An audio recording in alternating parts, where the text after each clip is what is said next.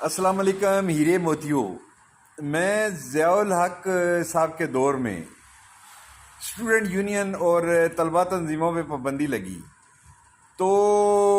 مجھے گرفتار کر لیا، بہت سخت سزائیں دیں، لاہور قلعے میں لے گئے، وہاں ڈرم کے اندر ڈال دیتے اور ڈرم دھوپ میں رکھ دیتے،